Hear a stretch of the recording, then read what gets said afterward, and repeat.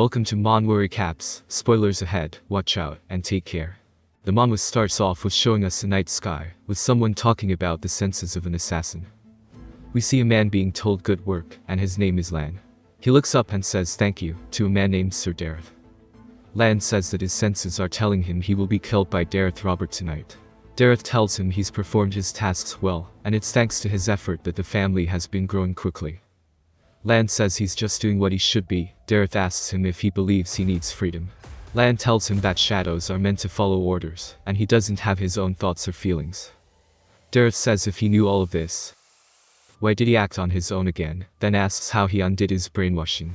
Lan begins to sweat nervously, wondering how he noticed. We learn that the brainwashing is a method in which the Robert family control their assassins, or also called shadows. They kidnap or buy children, then make them work as assassins doing all kinds of evil deeds, essentially turning them into loyal dogs. Lan was also brainwashed, but coincidentally was able to free himself. He asks Dareth how he knew, to which he replies all of the assassins have two collars. One is brainwashing, then he snaps his fingers, saying this was the second one. Lan begins to cough up blood as his chest tightens. He screams out in pain and falls to the floor. He clenches his chest, saying it feels as if his heart is being sawed in half. Dareth smiles, telling him it's called rage worm, and it's an insect inside his body that is eating his heart. Lan asks if brainwashing wasn't enough, saying he acted so righteous, but it's sickening. Dareth says it's called being thorough, and that there's a saying in which everyone wears a mask, and his mask just happens to be thicker than others. Lan angrily says his name, and explains how he doesn't remember much of his past, since he's just been raised as a loyal hunting dog, and as the head of the assassins he lived without his own mind or emotions, but he learned of a technique called Ring of Fire, ROF for short. It was a skill that belonged to the continent's greatest swordsman a long time ago, and it allowed him to escape the brainwashing. Lan says he thought he could finally achieve freedom, and he began to have hopes. So why is he meeting death instead of freedom? He wonders what types of sins he committed to have such a meaningless death. He grits his teeth, and yelling damn it, it can't end this way. He stands up saying if he'll die here, then he'll at least take his arm. Or injure him at least. He screams that he won't die so pathetically, then leaps forward at Dareth.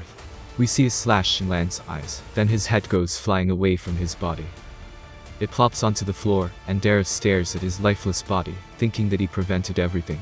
He says it's been a while, wondering when the last time he had an injury was. He says that at least Lan will forever hold that L. He tells his men to get rid of the body, and he walks away. Lan says that Dareth is the strongest martial artist on the continent, so it's a given he can't win against him, and there's nothing he can do about it. He quickly says there is, and that he's upset he had to live life like this, and that he's upset he was humiliated and manipulated all his life. He's upset he didn't comp life the ROF. He doesn't care if it's God or the devil, someone please answer. He needs his revenge no matter what. We see his necklace begins to glow blue. A window appears saying he's been chosen by rage, and it will possess his body, but then he gets an error since he died, and his eyes close. He opens them to see a butterfly in a field, and we see a woman saying Sonny look here, as she holds a toy. He says mama, and she asks him what it is, then he stretches his hands outward. She starts to say he's so cute, and he says he cannot get used to it, and the woman cuddling him is named Sylvia. And while it's hard to believe, she picks him up and tells him to say mom, he was reincarnated as this woman's child.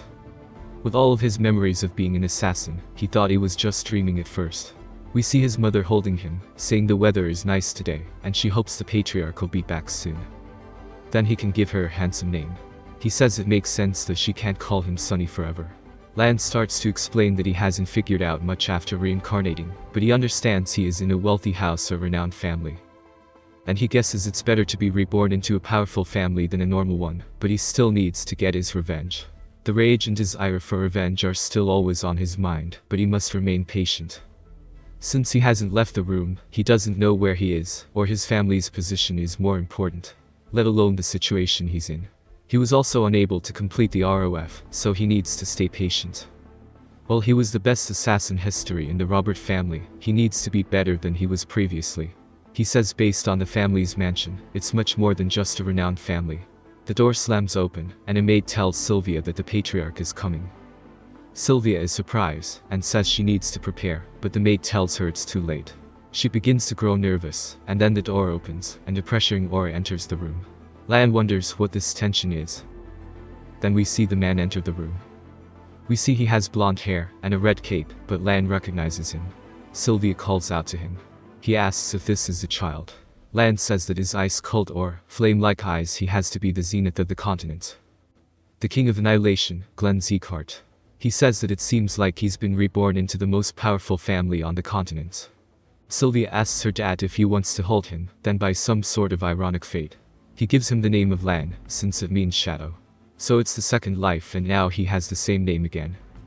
It cuts to night, and Lan wonders if everyone is asleep now. After suffocation he's finally gotten a chance.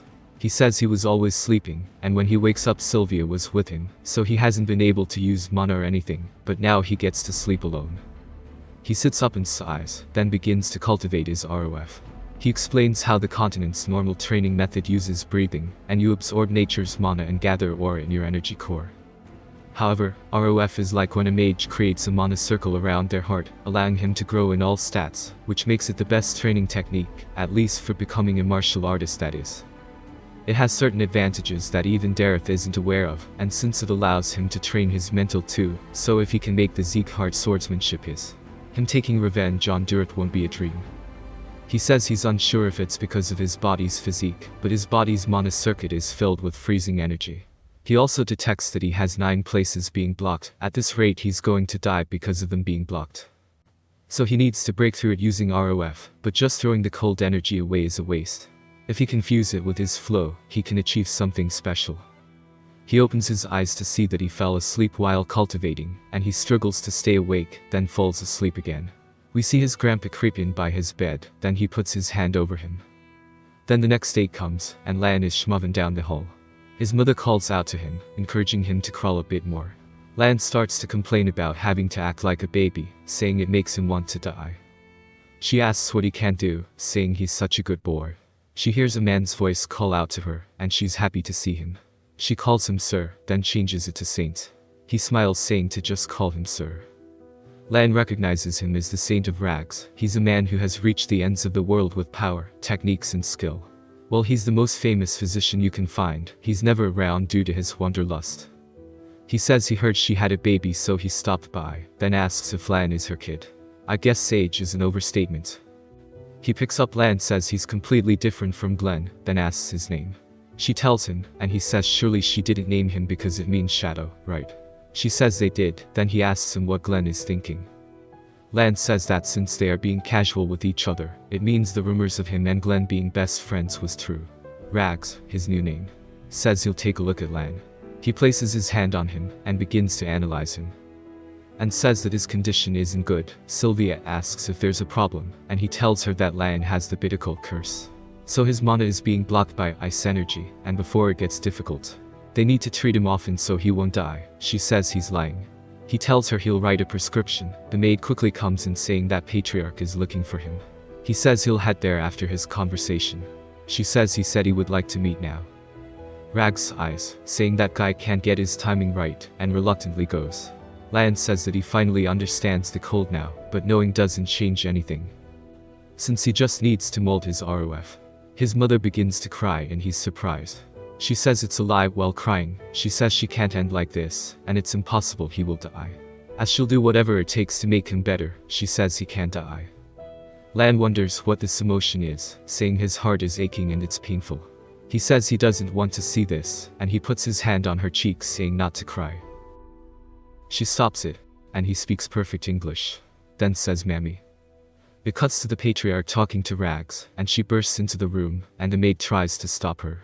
She is out of breath, and Glenn asks what's the reason for her rudeness, to show such unsightly behavior. She gets on her hands and knees, saying she begs him to please save Lan. She says he must be aware of Lan's state, and he is her everything, so please save him. Glenn says that Lan shows how difficult it is to live as a martial artist, so why would he help someone who cannot contribute to the family? She says that he's still his grandson. He says it's the grandson she brought back after leaving her family behind, and all he can do is give him the Zeekhart name. She should be thankful he's doing this much. She begs out again, and he yells for her to be taken out. She continues begging him to save Lan, and cries out as they drag her out. Rags watches, and sighs, calling him stubborn. He asks if being honest is hard, asking why he's doing this when he called him over to look at his grandson. He says to shut up and tell him the details. Rags gives him the recap on it all, and says that thanks to Glenn pushing some of the cold air out he'll be fine for a bit, but it's nearly impossible for his grandson to be a martial artist. Glenn says he's fine with anything as long as he lives. Rags asks why he named him Lan. Glenn takes the cup away from his lips, saying that it doesn't just mean shadow, and he looks into the tea, saying that 1,000 years ago it held a different meaning. It cuts to later and we see Sylvia feeding Lan some medicine from Mr. Rags, but it reeks. He calls out to her and looks happy. She's happy he's enduring it, and even the maid is pogging out. Sylvia holds him close. Lan says well it's bitter, it's the fire medicine he needs the most right now, as the warm air pushes the cold air out from his circuits. It cuts to even later, 2 whole years after he started training and taking the medicine. We see he's achieved 1 ring in the ROF, then 2 more years passed. He explains how his days have been, with him playing with Sylvia and Helen in the morning, then around midnight and nap times he trains. After some more time passing, Lan is now 5 years old. We see that status window is back now, explaining how he has achieved the 2nd ROF. Lan smiles, saying he's finally done it, while looking at the window. He says now his mana senses have gotten more sensitive. He wonders if it's because of the window. Then he hears Helen talking. She asks if she can have his laundry. Then he watches her rummage through his clothes, and he realizes she cannot see the status window. He explains how it started appearing ever since he achieved the 1-star ROF. He says he wondered what it was at first, but it's a comfortable system that lets him gauge his current stats. And judging by Helen's reaction only he can see it. He says even though he's 2-star, his stamina is still low, and the biblical curse remains. He says if it weren't for the medicine, then his progress would be hard. During these last 5 years everyone in the annex has been making sure he is comfortable. Whenever he hurts they take care of him as if he's a prince. He sighs, saying that since he's only 5 he has a lot of time left, so he doesn't need to rush. The biblical curse and the low stamina are both problems, which is the reason he gets tired if he moves. But in his past life he was the greatest assassin, and since he's got the ROF, those weaknesses will be as good as gone. Especially after he learns the Zeekhard swordsmanship, he can cut Dareth's neck. But due to how strong Dareth is, he needs to take it slow, and when the opportunity arises, seize it. Sylvia enters the room, and she told him that they have somewhere to go today. So change and get ready to go to the main building. For some reason now the author decides it's a good time to explain that the continent is run by the 6 emperors and 5 demons. Of them, the Zeekhard family belongs to the 6 emperors. The emperors represent good influence, while the demons threaten the peace, and there are several powers outside of them as well, and they have a judgment ceremony to see if the powers are good or bad. Today is the Zeekhard's judgment day. As he enters we see a lot of people are attending it today, and they are discussing everyone who is participating in the ceremony. Someone mentions Sylvia, and they call her an outcast. She enters the room, and everyone looks at her with disdain. They realize that Lan is her kid and are pretty much expecting him to fail, since they make the standard drop. Lan says he dislikes how they are treating his mother, and when he hears them call her shameless, it angers him. She tells him that it's okay, and to just look at her. He doesn't say anything. The patriarch begins to enter the room, and Lan says that it's been a long time. Glenn takes a seat, and we see him looking down, and he says it seems like everyone is here. He motions his hand, as a giant sword falls from the sky. Lan says it's the sword of judgment, and Glenn says it's time for the ceremony to start. Lan explains that if you put your hand on a stone the sword determines their mana ability. Some guy says they will begin with Burn Zeekhard, and the kid says here. As he does his exam, Lan explains how a child's mana ability remains stagnant after 4. And the ceremony that takes place to determine their mana ability is right here in the judgment ceremony. We see the burn gets wind, and people are excited. Glenn tells him it's a good attribute for a swordsman. Then we see the next is a girl named Runin Sleon. Lan says he understands now that the further the mana travels up, the purer it is, and the mana's attribute is shown by the tip of the sword. And this is how they determine talent. He also comments how the people here value talent as much as their life. He says he probably won't get good results, even with a 2-star ROF. He still has a lot of cold air inside of his circuits. But the results do not matter. They finally call for the last person, and the room is filled with disgust, as it is shown to be Lan. Sylvia tells him to go. He tells her okay. Then thinks about how he doesn't have much expectations. He just needs to find out which mana attribute suits his body. She tells him to do what the other kids did. He tells her he's got it.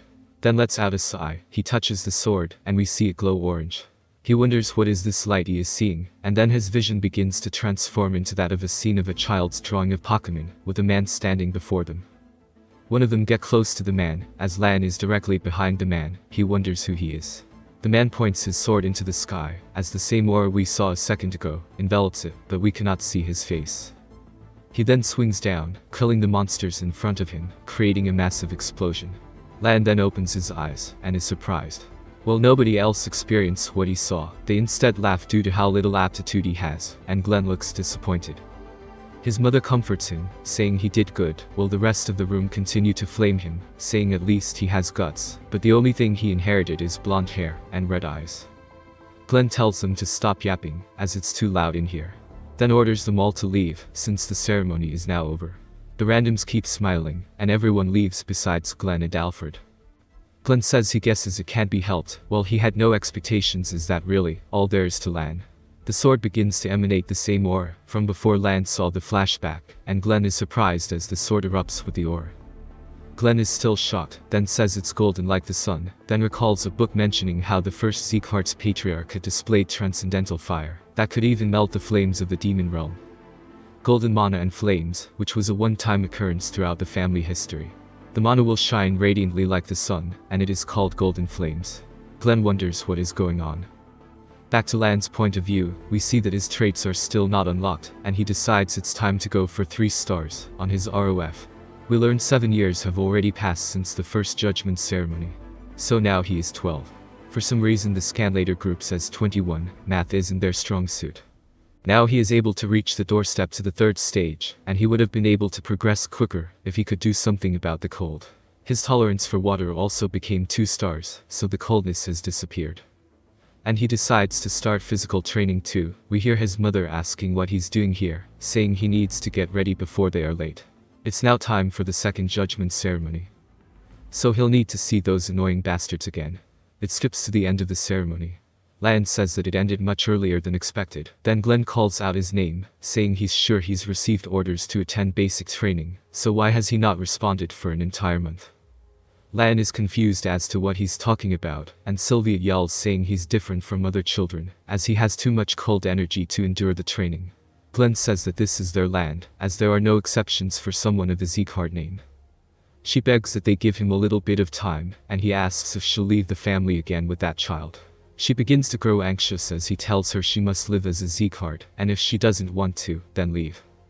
Everyone begins to laugh, saying watch her run away again, and it would be interesting to watch, but she cannot have her mana circuits destroyed a second time. Then they scoff while calling her pathetic. Lan says he understands why they treat his mother poorly, as she's left the family before. She has traces of having learned martial arts, but has no aura since she broke her energy core and mana circuits. She left the family to marry his father, but he died during her pregnancy, giving her no choice but to come back. It's obvious why a direct lineage who left and crawled back would be treated poorly. But that's just what the others think. Since he is now her son, he will not watch her be treated like this. She asks what he's doing as he approaches the sword, saying she'll take care of this.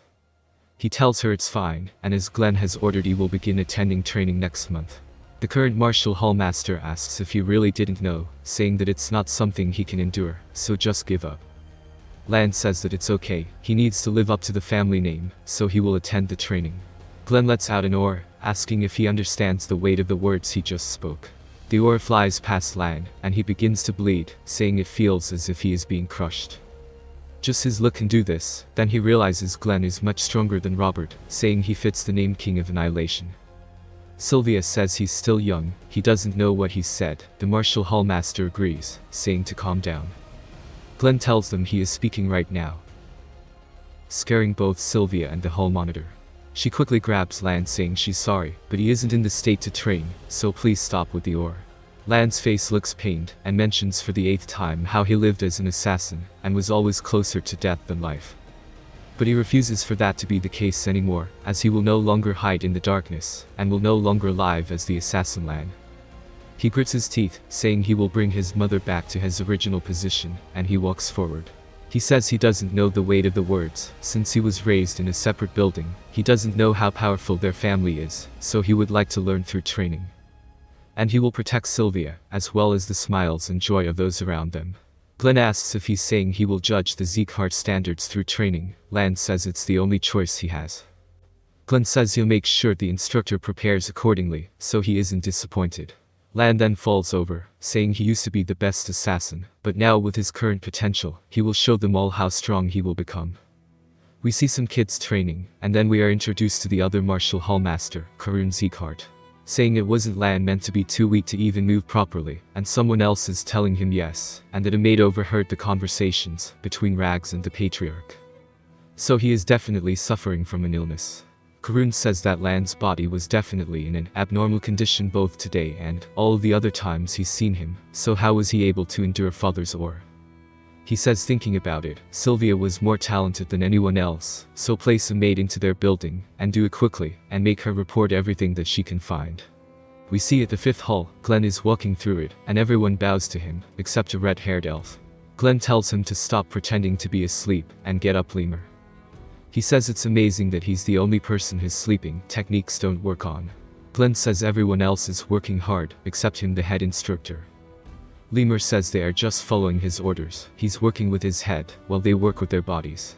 Glenn says he doesn't mature even after 50 years. Lemur says people don't change easily. Then asks if he's here because of his youngest grandson, then tells him that Sylvia also came to see him, but didn't expect Glenn to come too. She asked Lemur to make sure he doesn't get injured. So if Glenn has come to make the same request, he's wasting time, as he won't make any exceptions even if he's the youngest. Glenn says alright and not to lessen the intensity of training, as he doesn't want weaklings.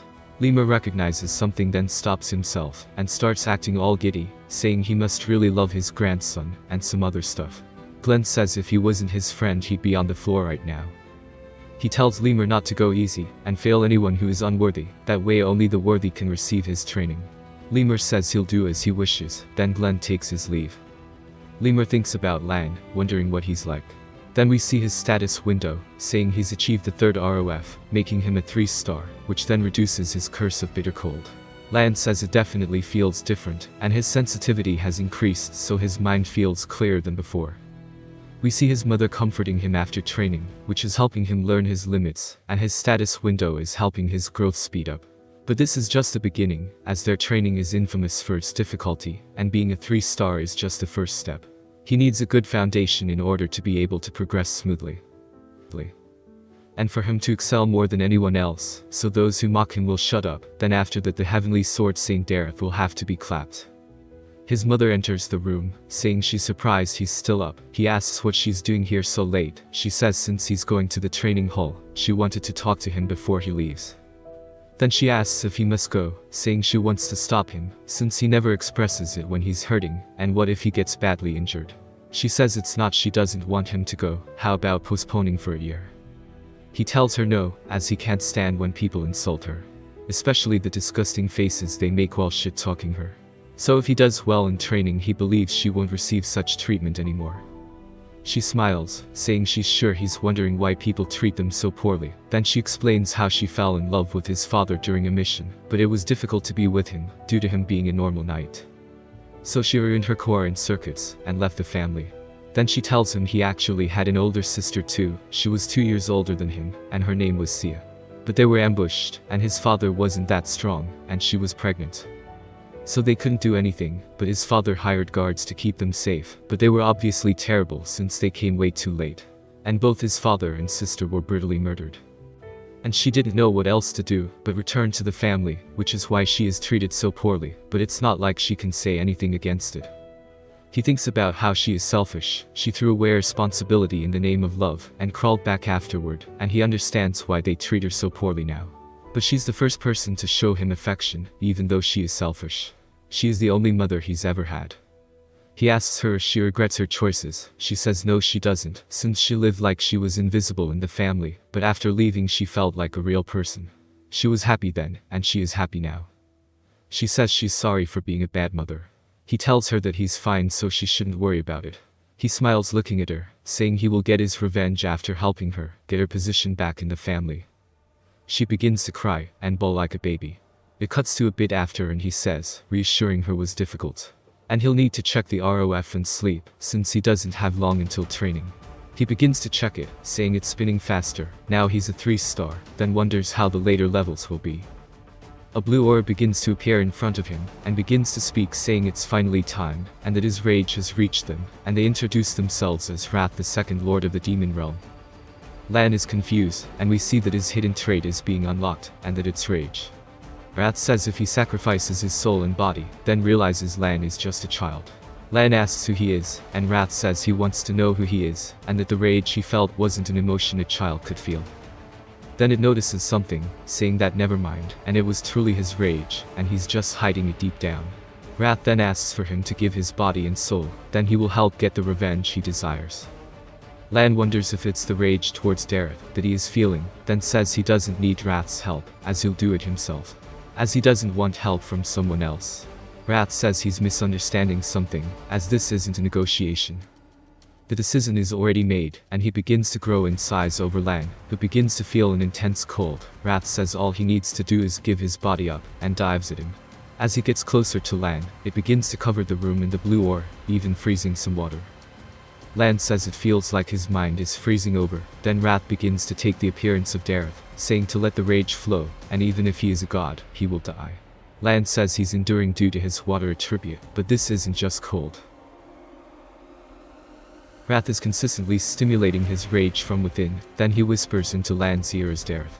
Lan says he doesn't know what Wrath would do, if given the body, so he cannot let it be a possibility.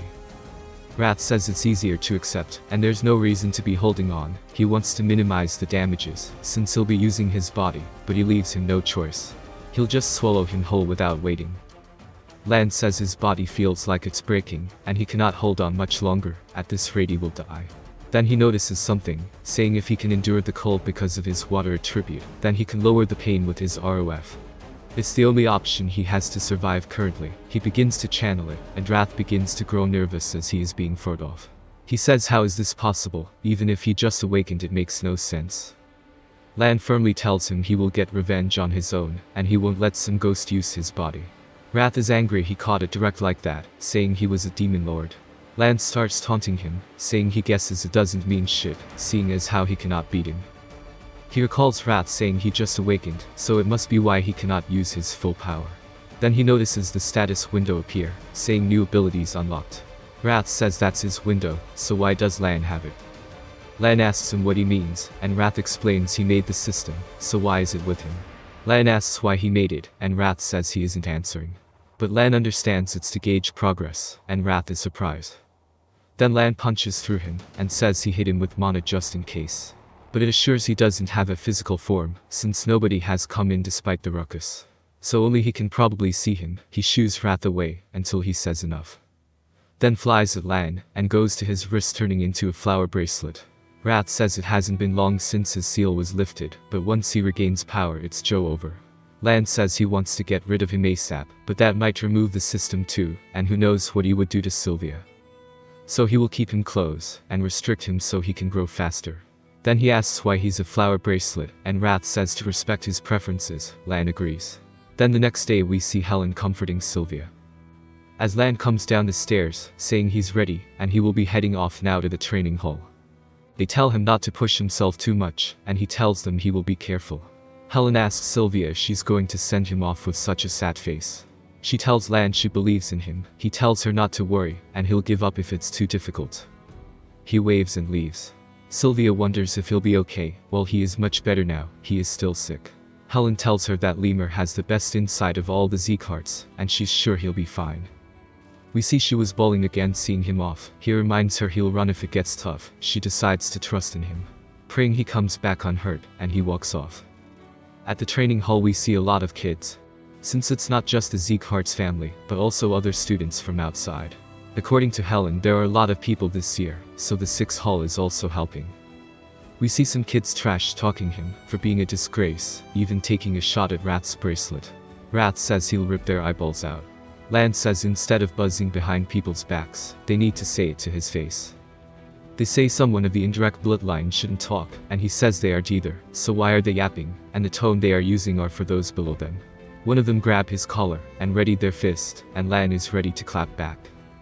And another kid says to stop. It's the burn kid from earlier on saying the outsiders are putting shame on the family name. They back off out of fear, and Burn tells Lan to learn his place. And he's nothing more than dust, so if he doesn't want to be kicked out, lay low. Since back then getting Glenn's attention was just luck, and he used the situation to his advantage, and a loser will fail the training. He tells Lan if he isn't going to behave to leave, since he won't pass. Lan says he sure likes to spout bullshit, then asks what he is, saying the only thing he has is direct lineage, so what right does he have to talk to him? Then says he understands if he runs to Daddy. Burn gets angry, then Lemur kicks the door open as they go to talk, and he says they are already fighting. Lan recognizes Lemur, saying he didn't expect him to be here. Burn clicks his tongue and leaves. Lemur then introduces himself to them all. He says he heard there are 160 people, and that's way too many. So he's going to reduce the numbers down to a quarter. The students begin to get scared. Wrath says he'll rip the L's ears off, and Lemur says his word here is law. If they have a problem they can talk to Glenn. Then asks what they are waiting for in to run. Some of the kids mentally check out, then they start hauling cheeks. Wrath asks Lan why he's running all the way in the back. He says it's not a competition, and there's no need to get past those guys. He says Lemur looks at others' potential and temperament. The winner of the test is the one who endures until the end. We see Sir Burn and Lady Runin are at the front. The people watching say well everyone is fast, they are especially so. They are only 12, yet they are already at the level I'm scared to see what they'll be like in the future. Then they see Lan, gassed out in the back, but say that he's sick so it's amazing he can handle this much. Lemur begins to smile, saying it's interesting, as he's never seen someone like this before. He explains how he thought the humans whose talents he couldn't calculate were the continent's strongest, as he couldn't see the depths of their power. He can see most of the children's futures, but Lan he cannot sense anything. Which means he's stronger than he is, and out of his reach. The kids from earlier say it's funny the arrogant one is in last place, he'll soon be failed. Lan says there's no way, they're just running even though it's meant to be training. He explains how in his past life he would run like hell from beasts. This is just way too easy. They continue just running. Lemur wonders how he's running since his stamina was exhausted long ago. It's way past the boundary of determination at this point. He wonders how he has the same kind of mentality as people who have trained to the brink of death. Burn turns around and sees Lan right behind him, wondering how he's running when he was meant to be sick. And he recalls overhearing the doctors talking about Lan's health, and he says it's annoying. Then he begins to utilize Aura, saying he'll show him how much better he is. He quickly takes first place, surprising Lan, but Runin doesn't seem fazed. Lan says he's still just a kid, but Runin is more mature than he is. Either way it's not a competition, it's a fee side quest to fight your own mental. After a bit most of the kids are gassed out, and they wonder how Lan is still running, wondering if he doesn't get tired. Lan says that's nonsense, since he feels like he's about to die. And he feels like his heart is about to collapse at any moment, but he's utilizing the ROF to squeeze out the last bit of his stamina. At the very least it's improving quickly, and he needs to activate it at its full force to feel the effects. As he's happy, Wrath says this is pitiful that his future vessel is in such a state, then tells him to hand over his body. Lan says not now, and Wrath says he'll freeze everything, then attacks Lan, making him feel a sharp pain in his body. He grits his teeth, saying he must endure his mind being taken over, and he needs to pretend nothing is wrong.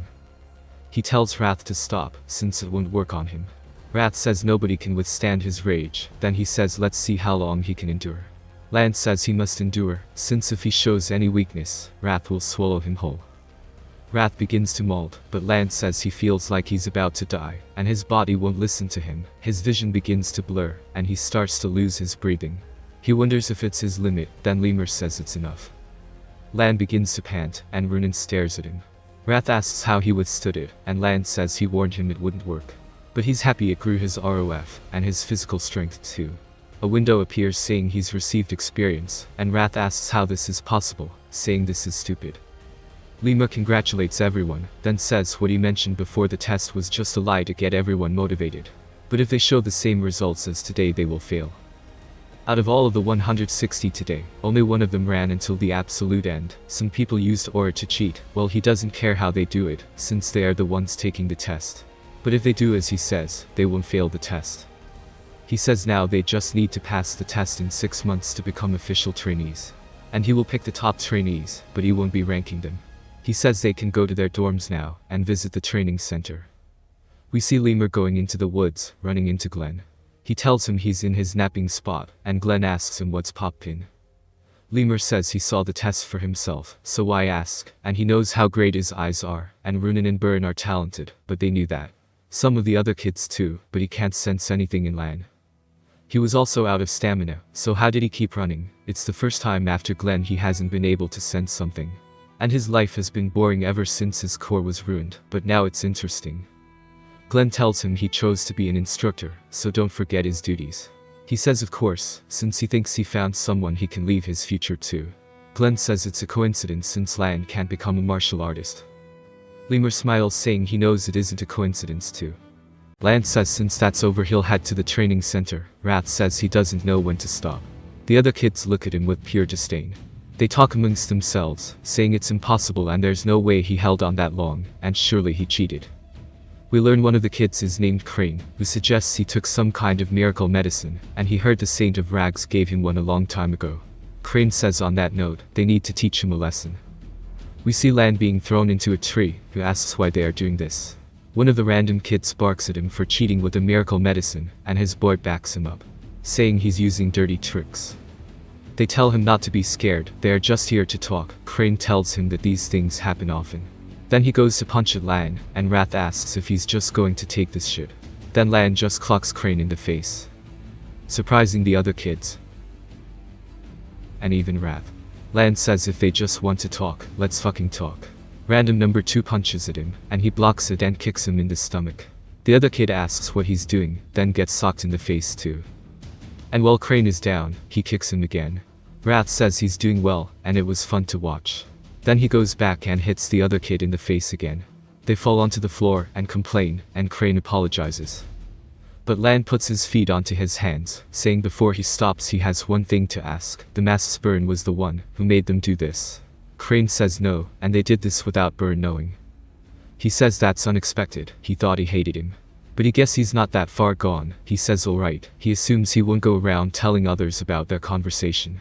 Lan grabs onto his hair, saying he better avoid him if he doesn't want to have another conversation. Crane says he won't even step on his shadow, and apologizes. Lan says if he understood, then fuck off. We see Lemur watching this, smiling in the background, saying it was nice to watch that, it was like seeing young Glenn. We see that Wrath was satisfied with his actions, and increased his agility, but Wrath is confused by this. Lan says he's the one who made it. Wrath says he didn't expect it to be taken away from him, and that he's just stealing it from him. Lan says is that so, and Wrath asks for him to show some gratitude. Then says he has an offer for him, and he would like to bet on something. If he wins he will give him all of the axe, and if he loses he will accept his rage. We see it's for him to pass as a top trainee, and if he wins he will get a trade option, and he asks about it. To which Wrath tells him he'll be given one of his traits. Lan then asks what the rage penalty is. And Wrath says he'll just take some rage he possesses, and while it's not a lot, with enough he won't be able to control himself anymore. Lan recognizes what he's aiming for, and says since he usually behaves, he doesn't believe he's lying. Plus the rewards for winning are much greater than the risks. He then accepts the bet, and Wrath says that's a good choice. He says if he utilizes his past life, he will not lose. The next day we see the kids are all gassed out, and Lemur explains that the horse stance pose is the building blocks for all martial arts, and he's not forcing them to stay in it, since they are taking the test, not him. They begin to complain, asking how it helps with swordsmanship. Burn tells them to stop complaining, and they can just go practice swordsmanship now. Lan watches them leave. Wrath asks if he'll join them with their swordsmanship practice, and Lan says he doesn't need to, as it's a waste of time to train swordsmanship when you're not trained in the basics. And what he needs now isn't a sword, but basic physical strength. His body is weaker than others due to the Bittercult curse, and basics are the most important, since they will build a solid foundation. He doesn't need to feel rushed, so he will just focus on his body for now. We see while he's doing some exercises, Runen is watching from afar, and she's talking about how the weight he's lifting is increasing daily, and while it's a given you can improve daily, the weight going up daily is nonsense. Then she wonders if he has a different aptitude when training, then wonders how he's so consistent. She starts to approach them, saying there's something about him. She stands before him, then he asks why she is here. But she just NPC stares at him. If you've watched till the end, comment One Piece to let me know. Subscribe for more content, leave a like or a comment to help the channel out. Thanks for watching.